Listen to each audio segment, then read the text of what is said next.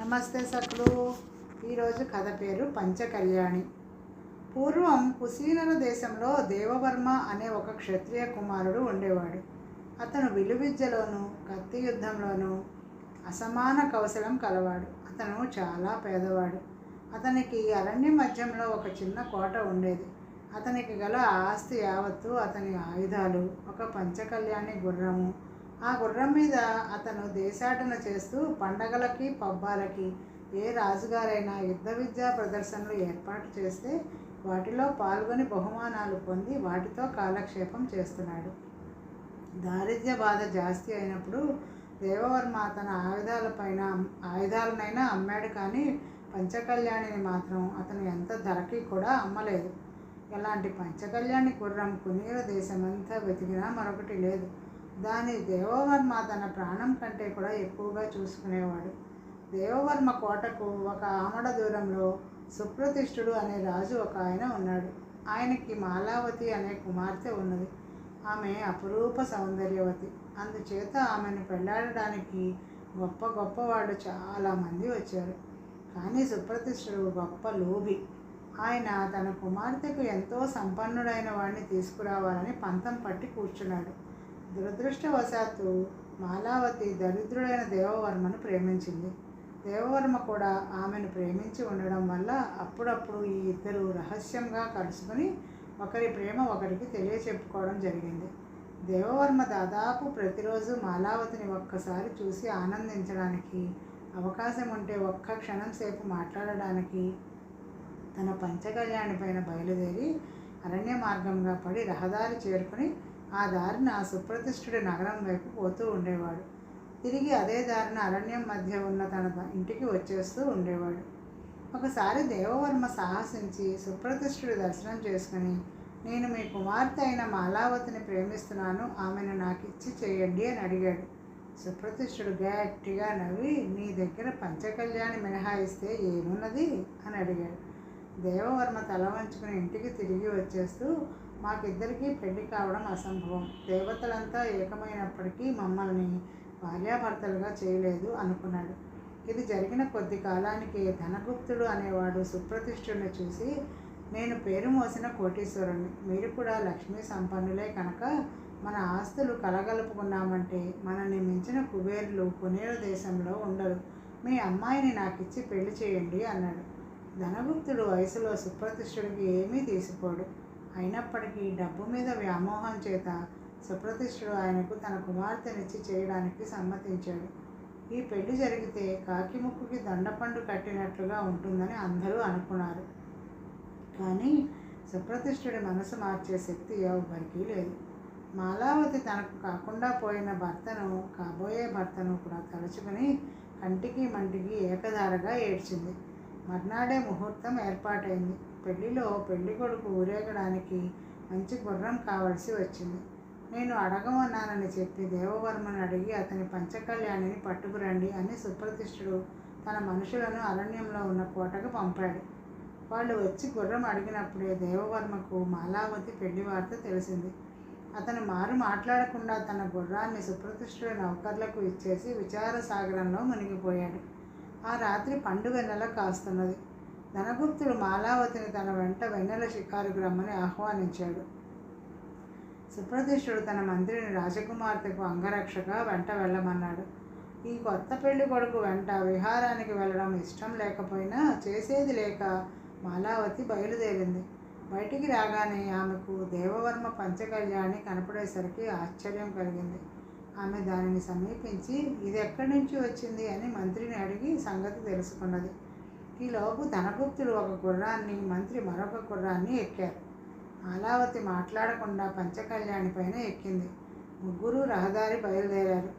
వారు కొంత దూరం వెళ్ళాక ధనగుప్తుడు తన ప్రావీణ్యం చూపడానికి గుర్రాన్ని అతివేగంగా పరిగెత్తించాడు. మాలావతి మనసు ఎక్కడో ఉన్నది. మంత్రిగారు రోజల్లా పెళ్లి పనితో అలసిపోయి ఉండడంతో గుర్రం మీద అటూ ఇటూ తూలుతున్నాడు.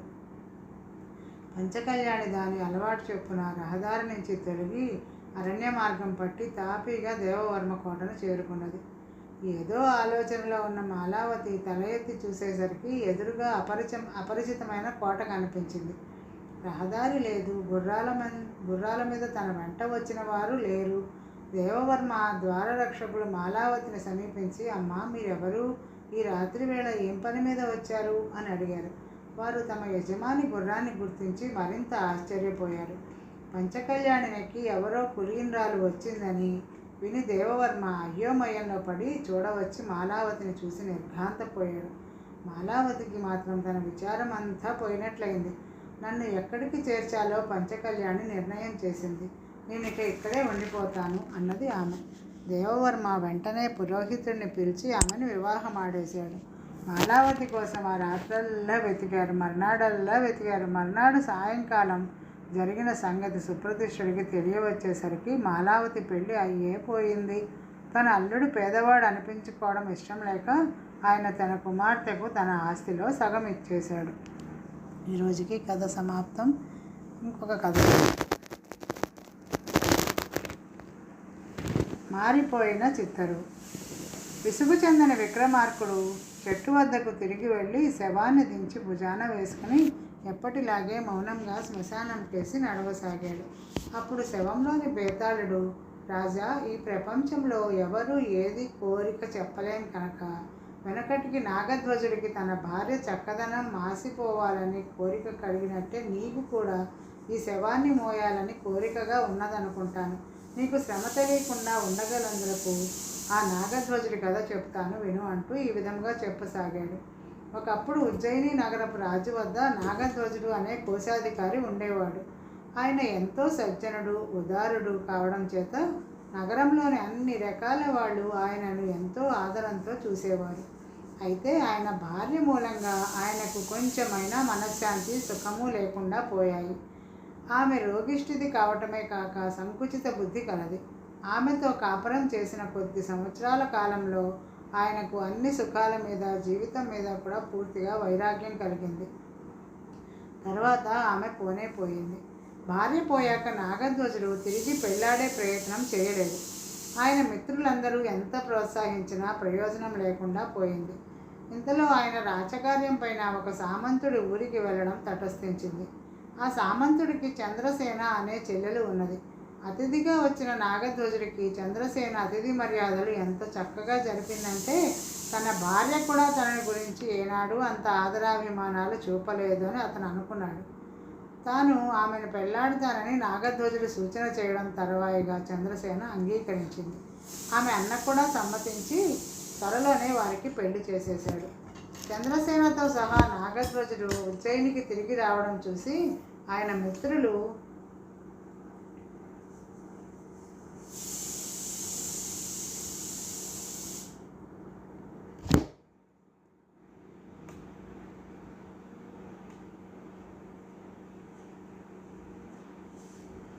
మిత్రులందరూ ఆశ్చర్యపోయారు.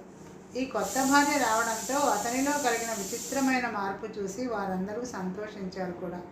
ఏమంటే నాగధ్వజుడిలో ఉన్న వైరాగ్యం యావత్తూ పోవటమే కాక ఆయనకు లలిత కళలలోనూ ఇతర విషయాలపైన ఎన్నడూ లేని ఆసక్తి కూడా పుట్టుకొచ్చింది. చిత్రకారులు, కవులు, గాయకులు ఆయన ఇంట నిత్యము చేరి గోష్ఠి జరిపేవారు. ఈ మార్పుకి అంతకీ కారకురాలు చంద్రసేన. అంధకార బంధురమైపోయిన తన భర్త జీవితానికి ఆమె పండు వెన్నెలైంది. నాగధ్వజుడి ఆప్తమిత్రులలో శివానందుడు అనే చిత్రకారుడు ఉండేవాడు. అతడు గొప్ప ఖ్యాతి సంపాదించుకున్న చిత్రకారుడు. అతడు చంద్రసేనను చిత్రించడానికి నాగధ్వజుడి అనుమతి పొంది ఆమె చిత్తరువును తయారు చేశాడు.